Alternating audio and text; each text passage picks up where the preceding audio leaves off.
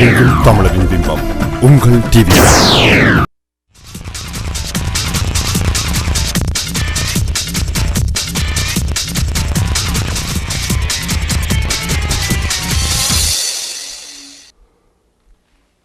Good afternoon and happy Canada Day, dear viewers.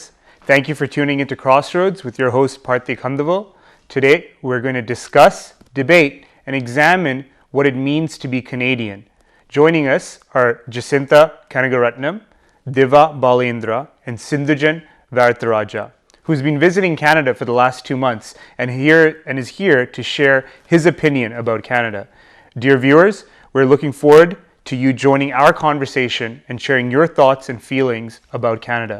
Please call us at 416-623-8100 to join the conversation.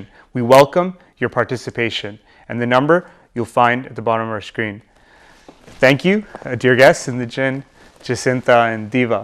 So, as it's Canada Day, we thought we would discuss what it means to be Canadian. And before we get into the discussion, I'd like to play a clip that shows and celebrates Canada's diversity and the breadth of our nation. Play the clip.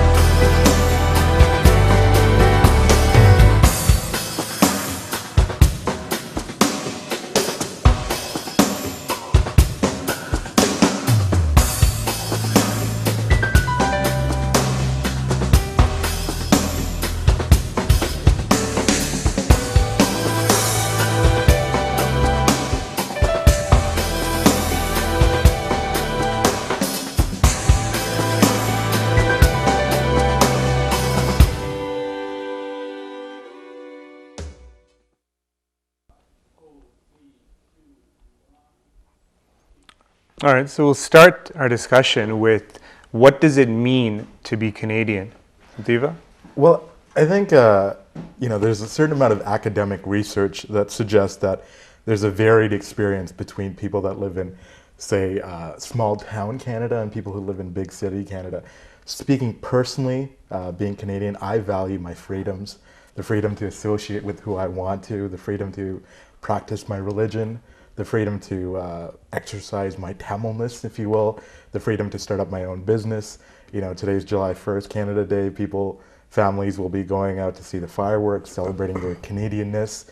People will be going to places of worship, their temples. So what do you think? Okay, so freedom, as you outlined, is a core component, but perhaps from a social perspective, or what is being Canadian? No, that's what I mean. I think, and I was going to speak to this. When I was a kid, we had these musicians that came to our school, our elementary school, and they had this song about, this is Canada, it's a really big place, not a lot of people, but a whole lot of space. And that song really resonates with me because, we have 30 million people. So being Canadian to me is an immense responsibility, right? Because I firmly believe that we're all capable as Canadians to have those Neil Armstrong moments, that one small step for man, one huge leap for mankind. And you can see that every day. I was on the show 2 weeks ago, and right afterwards, there were these two girls who were putting in that dance competition. There was a young man who was raising money for the war-affected zones in Canada, in Sri Lanka. So that's Canadian to me. That's putting your imprint on society, putting your imprint on everywhere, right? Being a part of society, being active, members of society, and having the freedom to be who you want to be, and the freedom to sort of be who you are on your own terms. That's very Canadian, and I live by that. Jacinta, how do you conceptualize being Canadian? What does it mean to you? Being Canadian, I think the most textbook answer is basically to accept and promote a peaceful, just, and free, and moreover, democratic society. So like Dhiva just said, to embrace all the diversity there is and promote diversity. That is something, being Canadian, whether you're in Canada or out of Canada, we promote our diversity. Multiculturalism is a policy and something that we very much promote outside of our borders. So being Canadian, very much accepting and promoting a peaceful, democratic society. That celebrates multiculturalism? That celebrates and is of itself multicultural. Okay, and that's something we'll like to get into later on in the show, about how we perform multiculturalism. What does that mean? Sinthujan, you're a European Tamil, can I call you that? Yeah, you can call me that. Okay, you've been visiting Canada for the last 2 months. What do you think, the time you spent in Montreal and in Toronto and different parts of the GTA, what do you feel Canadian means, being a Canadian? From my experience, I really felt that the Canadian identity really derives a lot from the fact of having a diverse, multicultural society where there's multiple ethnicities and people of different beliefs and languages living together. But I also feel like when Jacinta was saying it's about acceptance, I wonder whether it's really acceptance or whether it's really just tolerance of another and cohabitation, which does not really mean that it's a melting pot, but it's just, different cultures living together. But there's still some form of dominant culture which integrates and assimilates certain people, but also leaves other people outside of the borderlines of what Canadian identity and Canadian culture means. So I think it's ambiguous rather than a clear-cut answer. So it's not as clear-cut. And which brings me to the idea of Canadian identity. Is there such a thing as Canadian identity? Can we, when we look at American identity, look at the world stage, when you speak to anyone, what is American, they'll tell you certain values: freedom, patriotism, leadership on the world stage, for good or for bad. But there's a certain values that America projects through Hollywood and through whatever. But what about Canada? Do you think there's a clear-cut Canadian identity?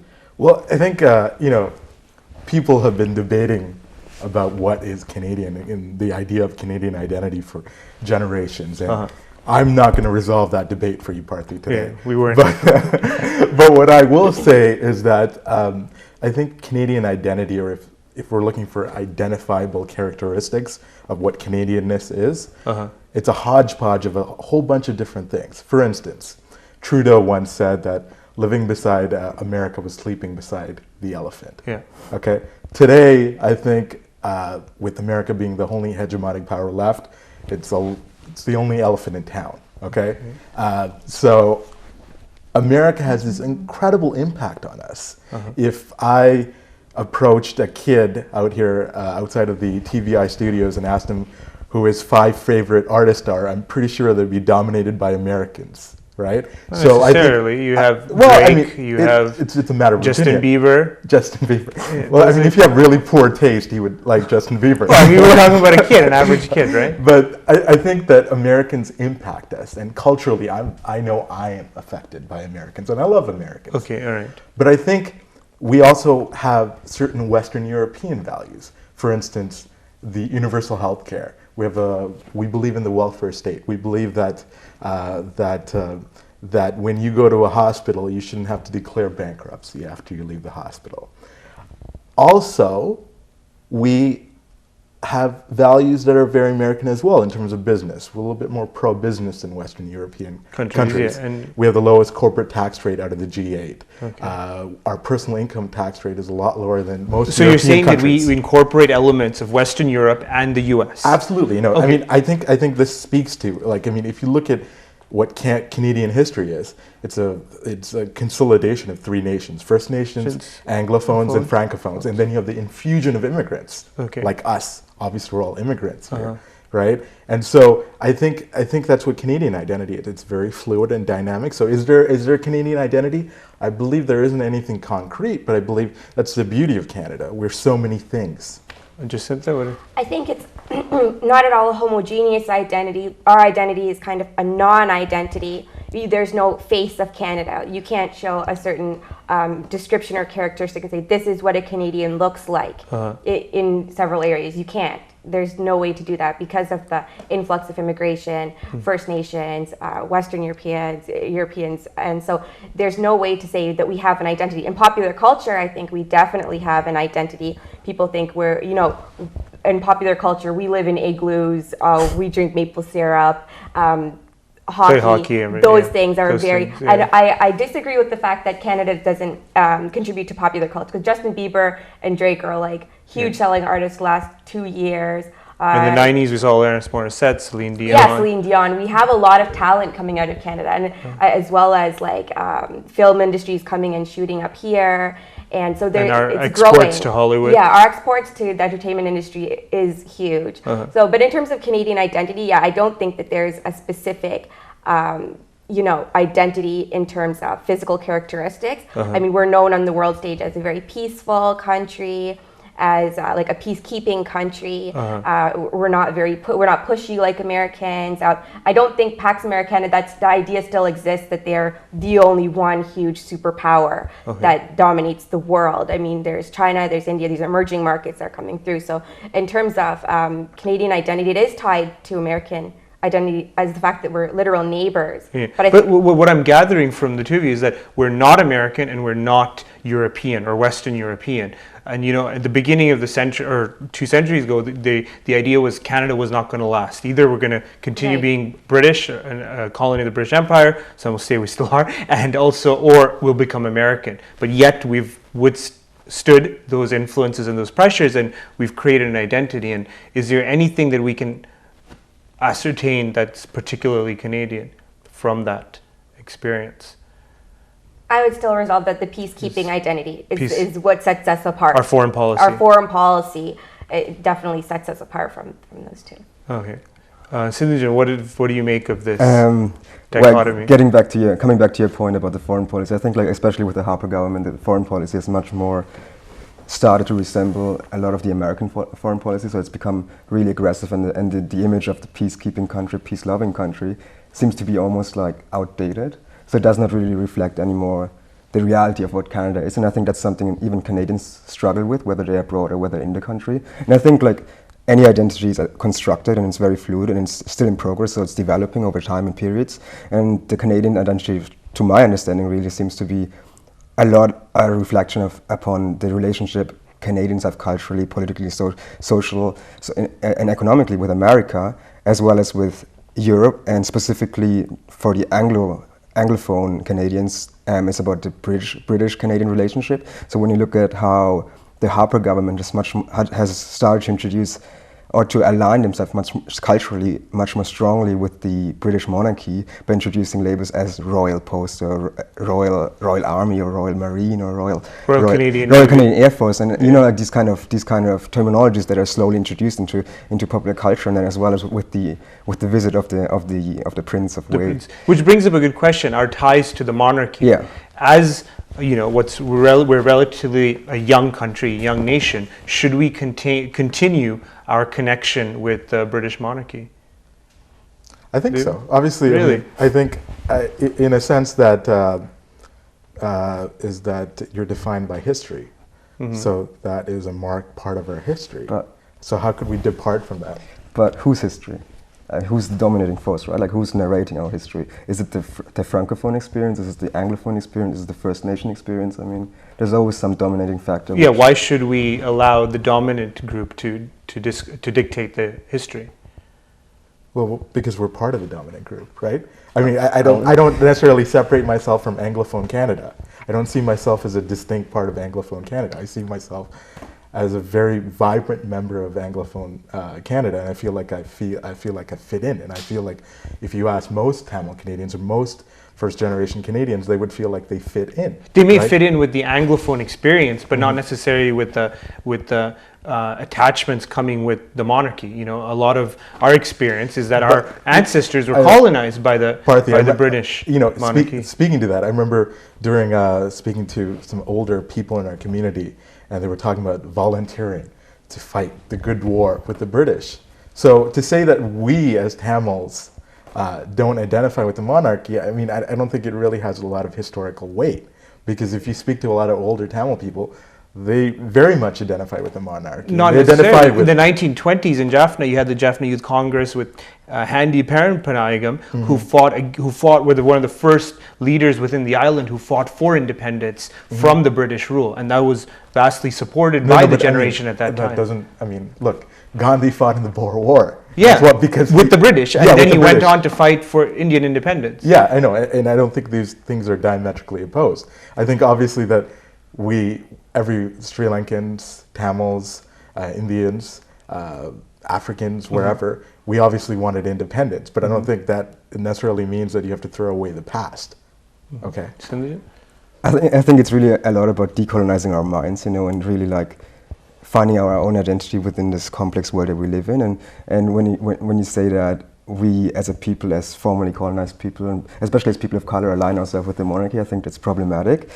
And I also think that when you said that you identify from the Anglophone perspective and the Anglophone narrative, I think there needs to be a distinction made between the white Anglophone narrative and experience as well as the immigrant, the colored person's experience, which I think is very, very different towards the dominant white narrative. And you probably having grown up in the GTA in Ontario, in English-speaking Canada, defines your identity in a certain way, but someone who grew up in Quebec, a colored person or a Quebecois, a native Quebecois or First Nation, living there might identify totally differently, and he might feel that this dominant Anglophone culture that is visible and omnipresent everywhere. When you look at your coins start with the Queen on every single coin and on so many bills. So I think you should also question, like, how would they fit into that identity and that narrative of what it means to be Canadian, whether it's really the allegiance with the British monarchy or whether it's an identity that should be free of this past really conflicting history.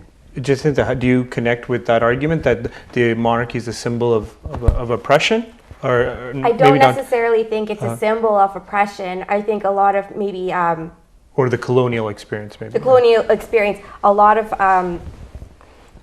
the new generation of new immigrants, I feel, don't feel that connection with the monarchy. They're not opposed or for it. They could care less. They don't pledge allegiance to the Queen the same way that historically Canada has.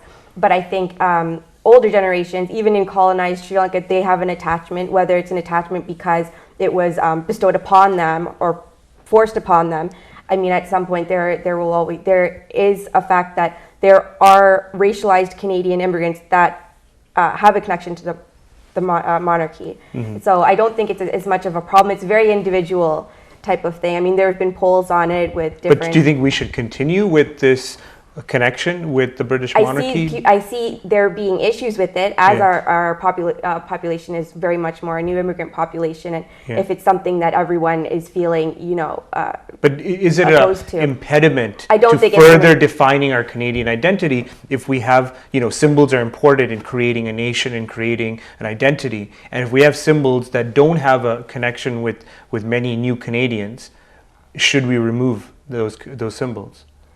Well, I mean, the birth of Canada itself was based on the British. So, I mean, our history specifically, as a nation, as a young nation, as an official nation, is based on those things. So, I mean, that's where our history comes from. Well, some will argue Canadian identity goes beyond, and this speaks to First Nations, Inuit, Métis people. Yeah, that is a part of our history. But I'm talking about, as a nation, when it was formed, legislation and acts that were put in place. So in that sense, people will feel that is our history, to keep the monarchy a part of our history, to still pledge allegiance to a monarchy. Whether, you want to actively do it or not, as Sinthujan said, it's on our coins.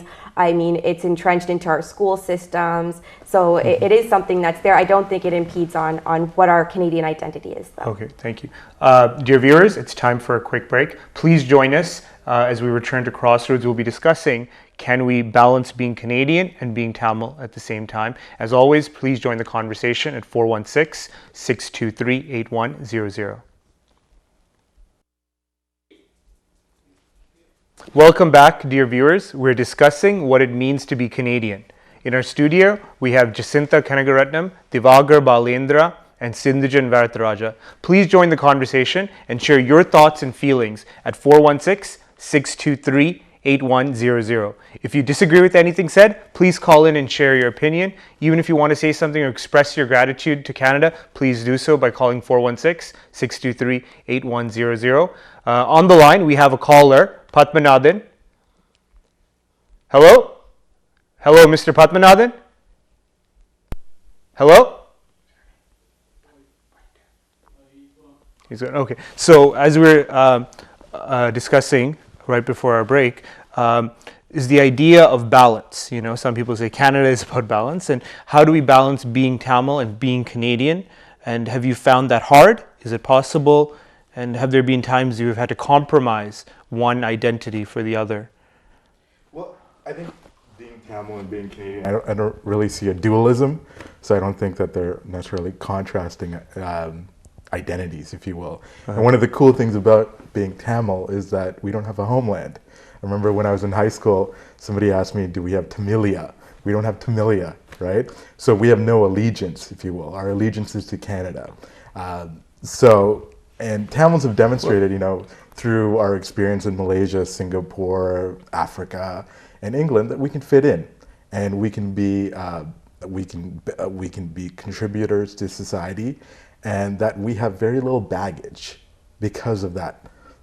Some will say that we have an allegiance, we have a loyalty to the north and east of Sri Lanka, to Tamilulam, to our village, our area, our home, and then you do have a double loyalty or double allegiance to two different homelands, your country and your motherland. Yeah, and when I was talking about that, I was referring to when the Olympics are on, you cheer for Donovan Bailey. No question. We have no other rooting interest. Yeah. When Canadian soldiers are off to war, we make sure that we support our Canadian soldiers. I mean, the counter is as true, right? And so, say we take the example of volunteerism, which you spoke to earlier, right? And where do we put it in our time? Do we spend it on energies that benefit our homeland and our people? Or do we spend it on activities and that benefit Canada? But Canadians are very outward-looking people, right? So again, I don't see the dualism there. Canadians have been all over the world, planting their flag, if you will, with their activism. So I don't see that as a dualism. By helping back home, you're being Canadian? I believe so, absolutely, because it's not only Tamils that are helping Sri Lanka. There's lots of people of different Canadian backgrounds that are helping Sri Lanka because they feel as passionate about Sri Lanka as we do sometimes. Jacinta, what are your thoughts? I was going to interject just to say that that Tamils don't have a homeland. There are a lot of Tamil Canadians that identify with being Sri Lankan. that identify that, you know, either they were born in Sri Lanka, their parents were born in Sri Lanka, and they take the Sri Lankan heritage to be theirs.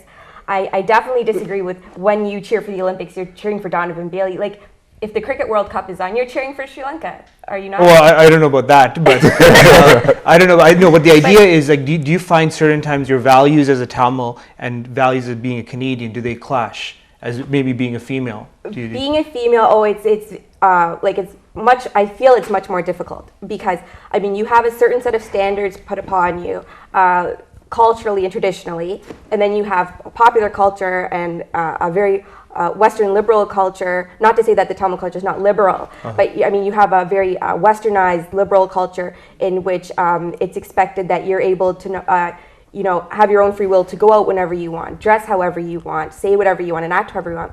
But in cultural confines, you know, that's not always the most acceptable thing. So you definitely have to balance. I don't think it's as hard now for our generation as it would be for when we were younger. And I think it's only getting easier to balance as time goes on. I mean, you can be Tamil and come to Canada several decades ago and find it very hard to assimilate, very hard to fit into society. And then how do you face that challenge with, say, your parents in terms of the social values? Social values, I think it's the same as any immigrant family.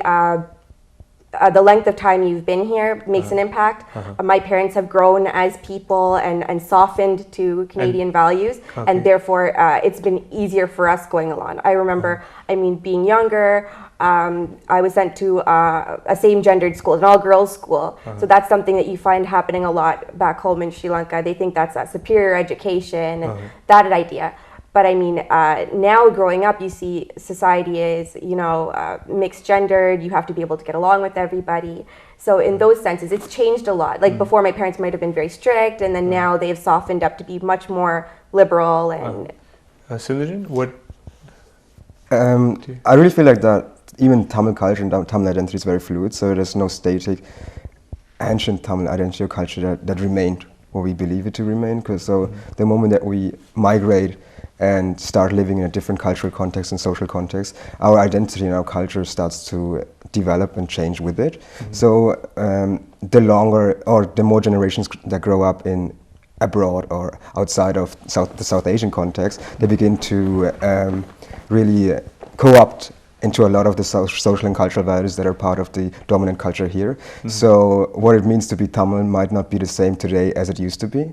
So it might, for us, as having grown up here in the West. So that's a good point. Do you think as our community puts deeper roots in Canada, we're losing or compromising certain aspects of Tamil culture? I wouldn't say losing, I would just say we alter them according to the context that we live in. So it's, because if we really think about or play about with the idea of cultural authenticity, I don't think it really exists, because culture is just a product of different cultures and interplays mingling together and coming together. So Tamil culture might even be back home not the same as we used to remember it when we left the country. No question. And similarly, Tamil culture is very different from maybe '83 when people started arriving here to what it is now. So, but certainly something that can be said about Tamil culture is that it's socially or traditionally it's been socially conservative. That may not be the case now, or that is, like you said, being altered. And are we compromising our Tamil values because of the dominant Canadian values or Western values? I think we're not compromising it. I think we just compartmentalize it much more. So there's certain spheres and spaces where we're able to perform culture in the clear, pure, as some people might call it, sense of how we live culture, which is probably at home or in certain social environments. Yeah. But many in the older generation will often say we're losing our culture, and even those in our generation will say it. Yeah. So can you objectively say that? Do you think that's an objective statement? No, I wouldn't say that. I think, just speaking to what he was speaking to, I think the last part about managing spaces, I think is very important. One of the issues that I had as a child is that we live in a very Judeo-Christian Anglo country, whereas I came from a Hindu background, for instance. as a vegetarian growing up, and it was really awkward going to birthday parties at McDonald's, right? Because I kind of felt out of place. During Christmas time, it was a little bit strange because we were Hindus. So my parents did things to make us feel like we belong. We put up a Christmas tree. I believe there was a Santa Claus. My dad used to put a gift from Santa Claus. Give me a gift from Santa Claus, and we used to participate in gift giving, just so we belonged. I remember when I was like 8 or 9 years old, I was really into the Toronto Maple Leafs. Hockey's huge in Canada, as we all know. I had a little cake that represents the Toronto Maple Leafs, and I think my favorite hockey player was on that cake. So I think we have to be able to manage those two spaces and make sure those two spaces don't... It's a question of managing it. Yeah. We have a caller on line 5, Sri Kumar. Hello. Hello, Mr. Sri Kumar, please go ahead. Yes, hi. I'm having a question with Dhiva Balendra because I would think he won't hesitate to accept that changes the only thing doesn't change at all. So what's wrong in changing from the monarchy Canada? Because as long as the Republic of Ireland is part of United Kingdom and they have changed as Republic, what is wrong in Canada? When you go through the history when the British rulers went all over the world, and especially in Sri Lanka too, they destroyed our kingdom and we don't have any heritage. So what is wrong? We have to change and changing it. So I hope he understands the problem exactly, and he will give you a right, not a bluffing answer, the correct answer. Thank you very much. Thank you, Mr. Sri Kumar. I think Mr. Sri Kumar brings a very valid question. If Ireland, has shed their relationship with the British monarchy, and so has a lot of former colonies, why couldn't Canada? Well, because we didn't have to violently do it. It was done peacefully, right? So, I mean, those are two distinct things, right? So that's our experience as Canadians. Our experience as Canadians is that our relationship with the British has been peaceful? It was peace. It was essentially negotiated. Sinthujan? I really feel that there's only a particular part of Canadian society that really strongly identifies with the monarchy and with the Queen, and to me it really feels like, as an outsider, as if their identity is being defined and confined to that particular relationship, and it also strengthens them in relation towards the racialized minorities as well as the Quebecois. So I feel like it's especially white Canadian culture or particular groups within white Canadian culture and society that are very, very prone to identify with it. So I feel like if you universalize this claim that Canada has this peaceful relationship with the monarchy, it leaves out a lot of people who did not or do not identify with that relationship and with the peacefulness of it.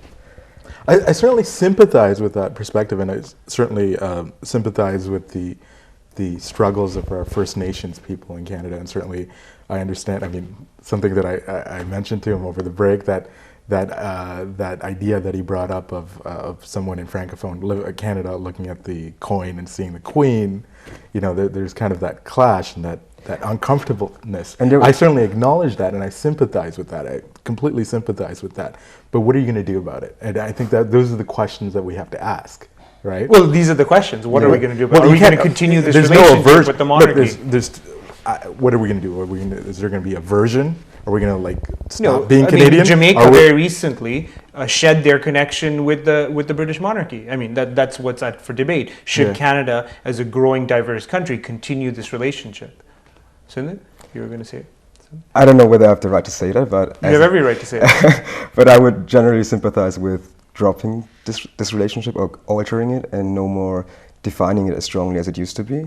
And I read, before coming to the show, I was reading this one article where it was saying, comparing the results of a poll between Quebecois and Anglophone Canada of how they see the future relationship between the monarchy and Canada, and 2/3 of the Quebecois respondents were sympathizing with the idea of really like breaking the strong relationship and getting rid of the Queen as the head of the state of Canada, which is something that is very differently. But it's a nominal presence, though, right? The head of state of Canada. It doesn't matter. It's a symbolic. It's very symbolic. So it affects the identity, and also it's the sense of how certain people consider themselves to be Canadian and align themselves with Canada and this Canadian identity.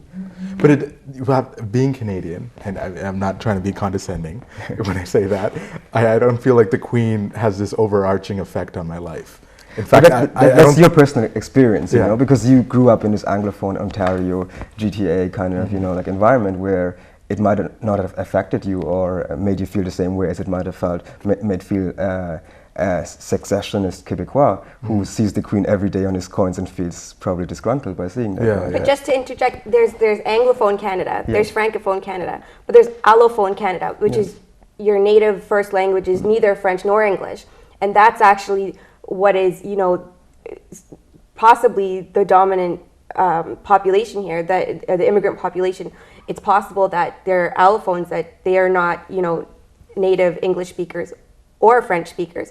So their take is much different, I think. Yeah. They have a totally different take on, like to say, Dhiva grew up in an Anglophone Canada, that might not be his experience. Like, I don't know your first language. First language is English, but I do understand Tamil, and I'm very So proud of my what do Tamil. you think? What do you think is okay? So the non-English, non-French speakers, what do you They think bring their something opinion? different to the And table what's- because they might even just be apathetic to it. And, Okay. But they might take side. They might, you know, sympathize with francophones, saying, you know, there is a population that sees the monarchy and feels, you know, discouraged by it, and it does not. But on that agree with topic, I want to ask, like, you know, when we generally talk about non-English, non-French, you're talking about visible or racialized minorities. Do you Not think necessarily. Not necessarily, just but linguistically. Linguistically, at Right. least, okay. And do you think racialized minorities will feel Canadian despite citizenship and despite, you know, my parents have been here, my mom, 24 years. Do you think they'll feel Canadian? Yeah, I mean, a good friend of mine is a man named Mr. J. Ratnam. He passed away last year. He was 91 years old. He came to Canada in his 70s, worked at Rogers, worked himself up, got promoted, and he retired. Yeah.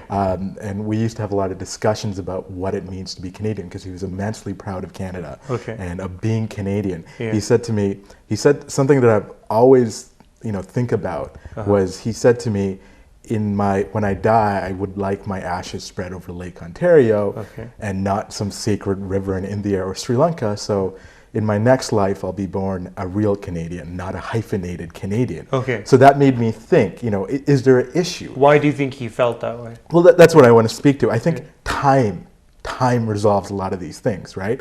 I remember reading before, it takes 25 years before a peoples can be integrated. I don't know if this is empirical research, but this is some person's opinion. Now, if you think about it, in those 25 years, for a peoples, a groups, i.e. Tamils, to be integrated into society, they have to be accepted. So in those 25 years, there'll be a real Canadian will have his life saved by a Tamil Canadian police officer. They'll be have their life saved by a Tamil Canadian doctor. There'll be engineering problem that will be solved by a Tamil Canadian engineer. All right, we'll pause there. It's time to take a break. Dear viewers, if you agree with our discussion question or disagree, please call in to share your thoughts on, do you, despite our 20 plus years in Canada, do you feel as a real Canadian? Do you feel you're viewed as other visible Canadians or non-visible Canadians as a fellow real Canadian? We'll take a short break and we'll be right back.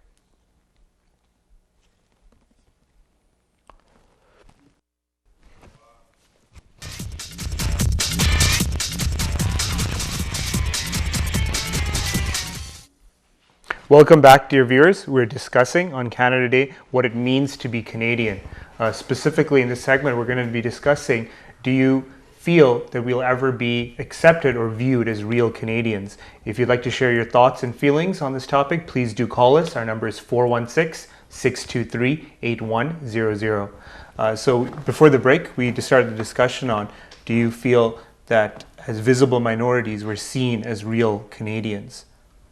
I'd say definitely, without a doubt, because what was perceived once to be a visible racial minority, I mean, in the Greater Toronto Area, that's a majority now.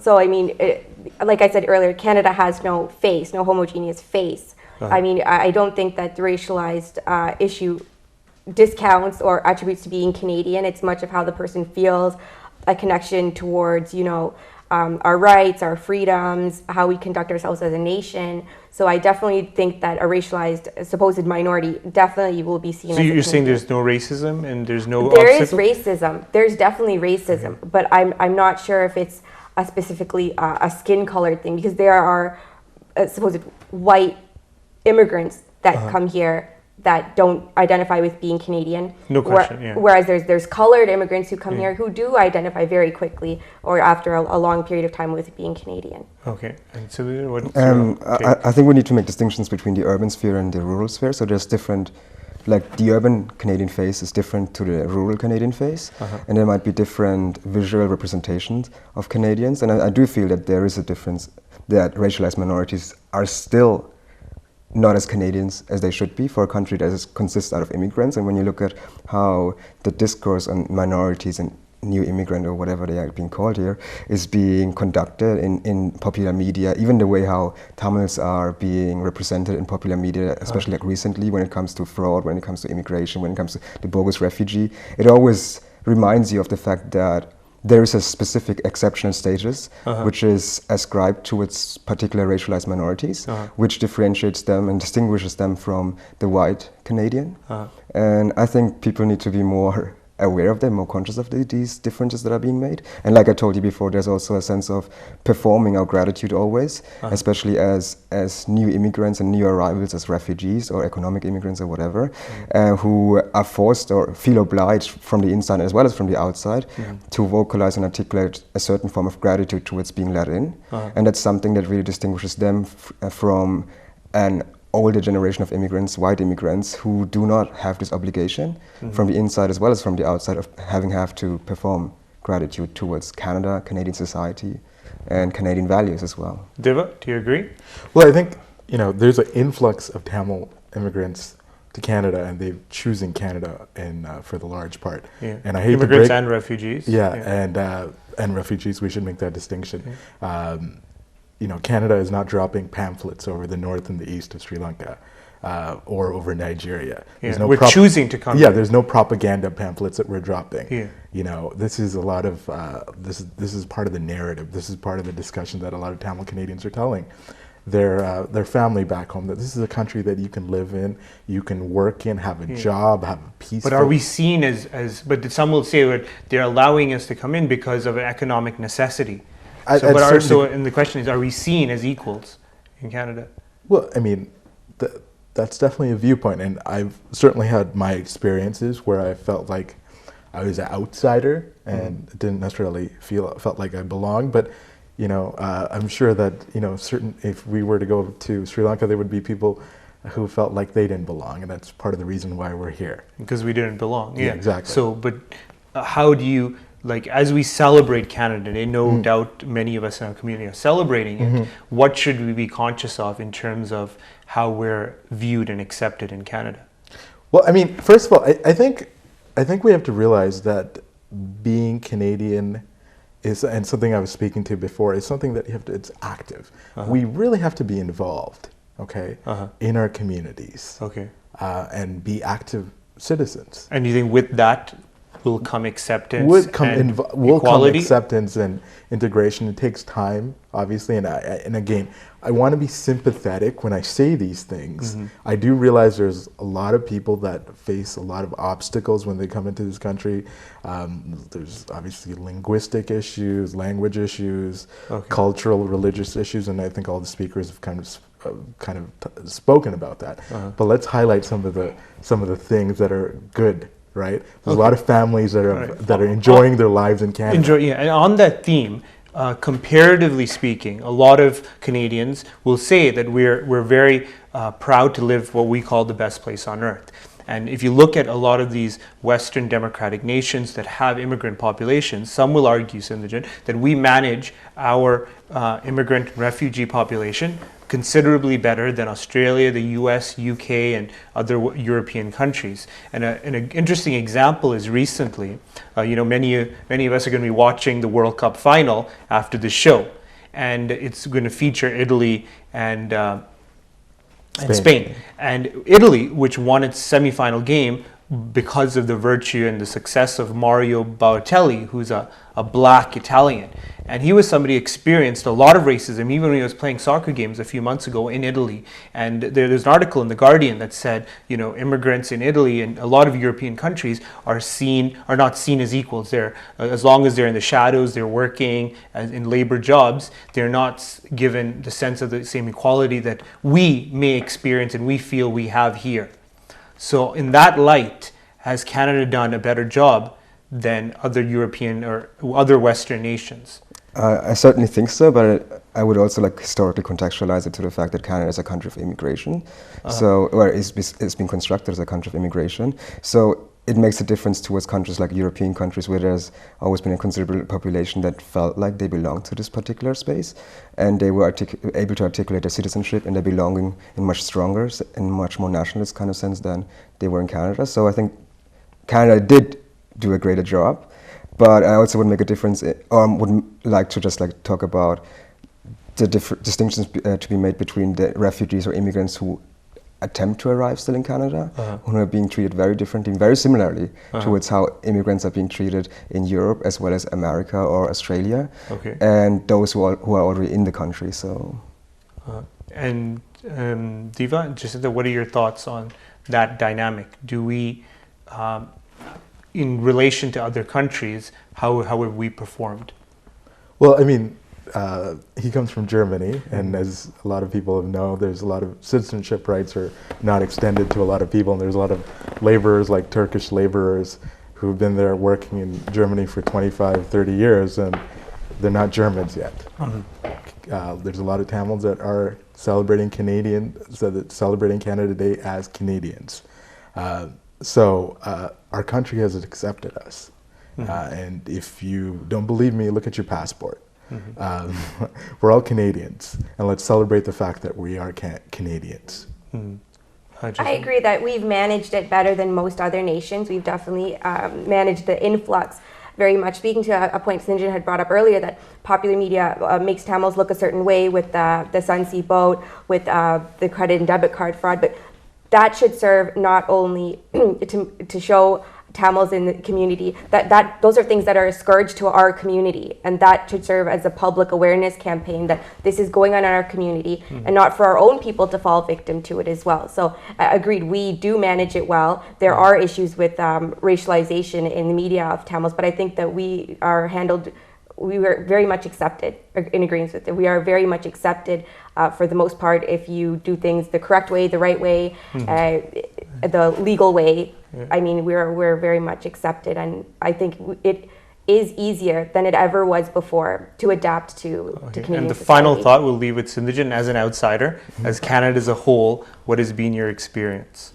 My experience has been very inspiring, delightful, I would say. I enjoyed my stay in Canada, and I enjoyed the people that I met here. Why do you find it inspiring? What is it about Canada? I find it inspiring, very interesting to see how immigrant community, especially the Tamil community, has found a sense of belonging in this country, and have found abilities to perform much better, and to also have some sort of economic and social mobility within this country, which I do see is less given in certain countries in Europe, as well in other countries. So I do feel that in Canada, especially Tamils, have a rather privileged position, especially in relation to other immigrant communities elsewhere in other European countries, for instance. And I guess as an outsider, it was very impressive to see that. But it's also something that I've seen, compared to my last visit here, I've seen the fault lines of that there are still people who lag behind. So there's social progress amongst some, but there's also a static kind of, less progressive part of society that is still Tamil, and it still lives in conditions that are very similar towards the European experience. Okay, thank you. Dear viewers, it is around 20 years we as a community have made our presence here in Canada, a country that has graciously taken us in and helped us establish successful and happy lives. Canada has provided us with great opportunity for us and our children. We should never forget the freedoms we enjoy in this country, and forever continue our loyalty to this great nation, the best place to live on earth. May we always remain the true North, strong and free. God bless Canada.